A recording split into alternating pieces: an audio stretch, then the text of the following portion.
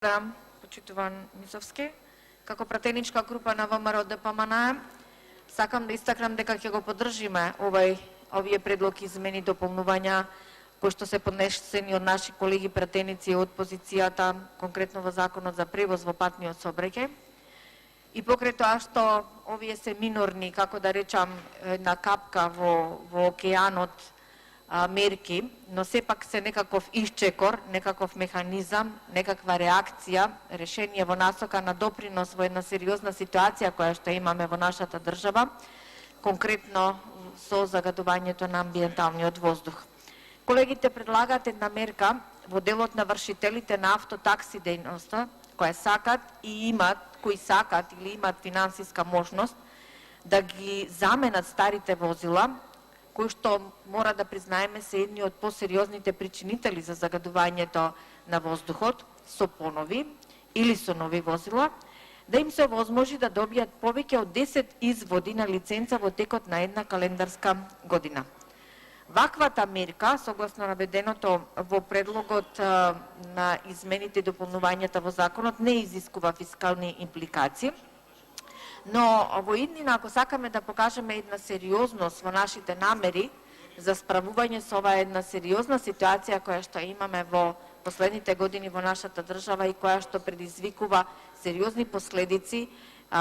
имаме повеќе, милиардници смртни случаеви по однос на загадувањето на воздухот на годишно ниво, тогаш треба да имаме еден сериозен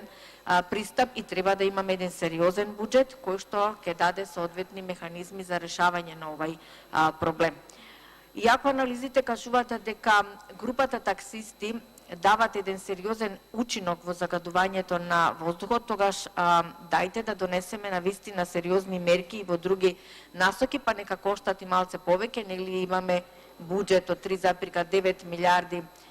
евра, па вредно е да се оделат соодветна сума за да се решат овие проблеми кои што сериозни импликации имат врз здравјето на граѓаните. Треба да креираме една серија на мерки, ако се знае дека такси дејноста е една од јавниот превоз, јавна дејност, јавни услуги и така натаму, тогаш ќе треба сериозно владата во иднина да се занимава со или да изнајде мерки и начини да им се излезе во пресрет на ова категорија,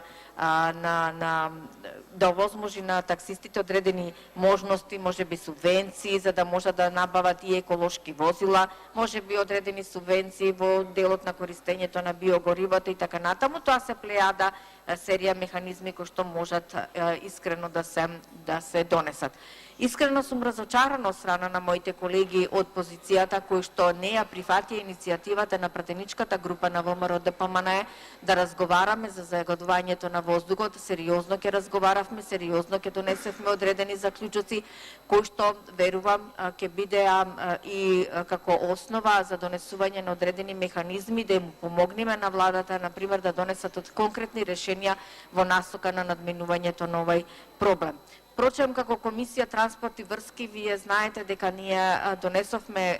една серија на заклучоци кои што беа консензуално донесени во Комисијата за транспорт, врски и екологија преку една јавна расправа. Сите тие заклучоци беа испратени до релевантните институции кои што требаше истите да ги спроведат, но за жал досега немаме повредна информација дали тие заклучоци кои што беа испратени од Комисијата воопшто се прочитани од релевантните институции, бидејќи не гледаме дека има соодветна имплементација на истите. Па се надевам колегите во идниот период, после новогодишните празници, од Комисијата за транспорт, врски и екологија ќе ја поддржат иницијативата за една надзорна расправа, се со цел да направиме една контрола во однос на она што сме го донесле во минатото, мерките против загадувањето на животната средина и воздухот, како и на кој начин или зошто одредени институции не сакат да ги имплементираат. Значи, уште еднаш да подсетам, ние како пратеничка група на ВМРО ДПМН ќе ги поддржиме овие измени и дополнувања предложени од нашите колеги. Благодарам.